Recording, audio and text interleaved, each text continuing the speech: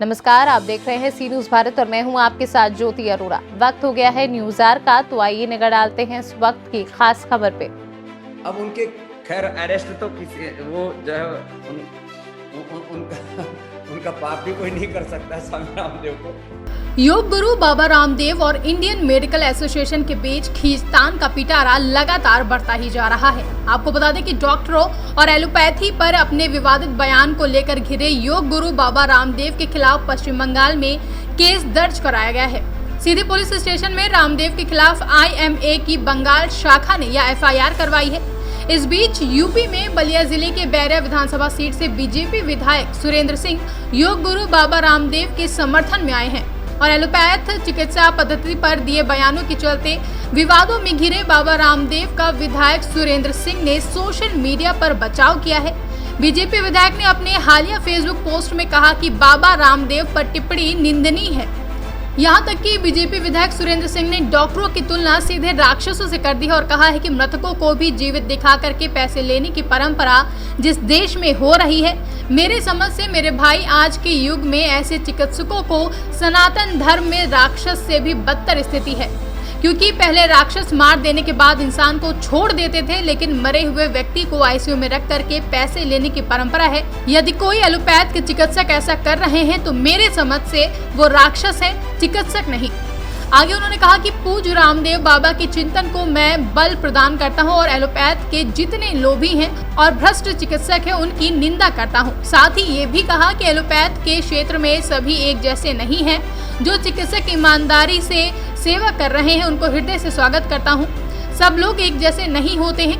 जो चिकित्सक पैसों के लिए 10 रुपए की गोली 100 रुपए में बेच रहे हैं, वो भी आज नैतिकता का पाठ बाबा रामदेव को पढ़ा रहे हैं। उनको थोड़ी लज्जा आनी चाहिए, हाय आनी चाहिए। आपको बता दें कि विधायक सुरेंद्र सिंह ने रामदेव को लेकर 2 पोस्ट अपने फेसबुक पेज पर पोस्ट किए हैं। एक पोस्ट में उन्होंने बाबा रामदेव का हृदय से अभिनंदन करने का जिक्र किया।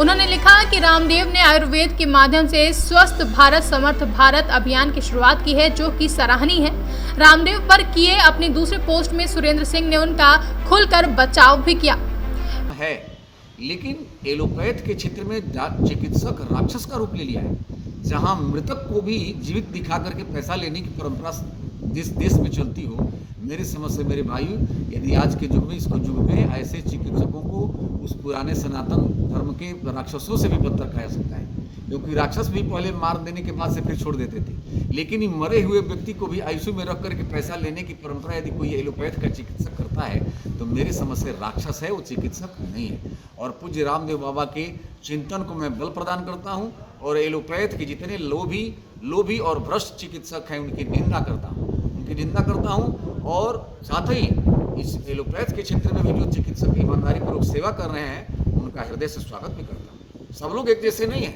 लेकिन जो चिकित्सक केवल पैसे के लिए कुछ भी 10 रुपये की गोली 100 रुपये बेचने वाला एलोपैथ, वो भी जो है नैतिकता के पाठ रामदेव बाबा को पढ़ा रहा है, तो मेरी समझ से उसको थोड़ा लज्जा आनी चाहिए और हया आना चाहिए। पूज्य रामदेव बाबा मैं मानता हूँ कि आयुर्वेद के क्षेत्र में वो भी जो है व्यापार कर रहे हैं, लेकिन एलोपैथ के क्षेत्र में व्यापारी जितना दुराचारी हो गया है उतना अभी आयुर्वेद के क्षेत्र में दुराचार नहीं। मैं इसलिए कंपैरेटिवली यदि कहा जाए तो आयुर्वेद का क्षेत्र अभी एलोपैथ के क्षेत्र से जरूर जो है अच्छा है। विधायक सिंह ने डॉक्टरों पर तंज कसते हुए लिखा कि आज एलोपैथी के क्षेत्र में 10 रुपए की गोली 100 रुपए में बेचने वाले सफेद वस्त्रधारी अपराधी हो सकते हैं, वह समाज के हितैषी नहीं हो सकते। इस पोस्ट के अंत में सुरेंद्र सिंह ने एलोपैथ और आयुर्वेद दोनों की तुलना करते हुए आयुर्वेद को एलोपैथ के समकक्ष बताया है। आपको बता दें सुरेंद्र सिंह ने इससे पहले भी सोशल मीडिया के माध्यम से ही गौमूत्र पीने से कोरोना संक्रमण के बचाव की बात कही थी। इस पोस्ट में उन्होंने यह भी साफ कर दिया था कि इसके पीछे क्या वैज्ञानिक तर्क है या उनको नहीं मालूम, लेकिन रोज 5 ढक्कन गौमूत्र का सेवन कर वह अपने को कोरोना संक्रमण से सुरक्षित रखते हैं। ऐसा करने की सलाह उन्होंने अन्य लोगों को भी दी थी। अब आधे घंटे तक कुछ भी लेना नहीं, बस इतना ही परहेज इसमें करना है। और एक ही रोग में नहीं, तमाम रोगों में, इस रोग में ज्यादा से ज्यादा लोग हार्ट अटैक से डर रहे हैं। हार्ट का एकदम सुपर पावर दवा है ये, आप पी करके देखिए, मेरी प्रार्थना को स्वीकार करके देखिए। हो सकता है कि इस दुनिया का एक संदेश बैरिया विधानसभा क्षेत्र की जनता की तरफ से ही जाएगा और इस कोरोना महामारी पर नियंत्रण करने में सबसे बड़ा कारगर उपाय होगा वो जो है गोमूत्र या गोधन अर्क होगा। यही प्रार्थना करते हुए मैं दूसरी बात भी आपको हूँ, तो कहीं कहीं अशुद्ध पानी ही मिलता है, लेकिन उसको आदर में पीना ही पड़ता है। ऐसी स्थिति में मैं केवल इतना ही करता हूँ कि जिस गांव में जाता हूँ पानी पी लिया, तो उसके बाद एक चुटकी जो है मैं हल्दी का पिसा हुआ चूर्ण मैं गाय के घी में भुनवा करके जो रखा हूँ डाल लेता, और इसका प्रभाव है कि मुझको किसी प्रकार का कोई परेशानी नहीं है। तो मुझे विश्वास है कि यदि आप हमारे प्रार्थना को स्वीकार करेंगे तो खाली पेट सवेरे 50 ml गोधन अर्घ या गोमूत्र पीजिए और उसके बाद दिन में 5 से 10 बार हल्दी का सेवन कीजिए, और कोरोना महामारी को इस भारत की धरती से भगाने में बैरिया से शुरुआत किया जाए। मुझे पूरा भरोसा है इसका लाभ 100% आप सबको मिलेगा। इसका सेवन कीजिए। मैं अपने अनुभव को आप तक भेजा। बहुत बहुत धन्यवाद। वहीं डॉक्टरों और एलोपैथी पर अपने विवादित बयानों को लेकर घिरे योग गुरु बाबा रामदेव के खिलाफ अब पश्चिम बंगाल में केस दर्ज कराया गया है। पश्चिम बंगाल की सीधी पुलिस स्टेशन में रामदेव के खिलाफ IMA यानी कि इंडियन मेडिकल एसोसिएशन की बंगाल शाखा ने FIR दर्ज कराई है, जहां FIR में कहा गया है कि बाबा रामदेव आधुनिक चिकित्सा और कोरोना के इलाज को हतोत्साहित कर रहे हैं।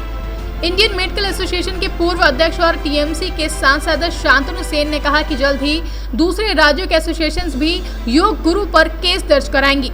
इससे पहले IMA उत्तराखंड ने रामदेव को 1000 करोड़ रुपए का मानहानि नोटिस भेजा है। नोटिस में रामदेव से अगले 15 दिन में उनके बयान का खंडन, वीडियो और लिखित माफी मांगने को कहा गया। नोटिस में कहा गया है कि अगर रामदेव 15 दिन के अंदर खंडन, वीडियो और लिखित माफी नहीं मांगते हैं तो उनसे 1000 करोड़ रुपए की मांग की जाएगी। आपको बता दें कि बाबा रामदेव का सोशल मीडिया पर एक वीडियो तेजी से वायरल हो रहा है, जिसमें वे कहते नजर आ रहे हैं कि अरेस्ट तो उनका बाप भी नहीं कर सकता। अब उनके खैर अरेस्ट तो किसी वो जो है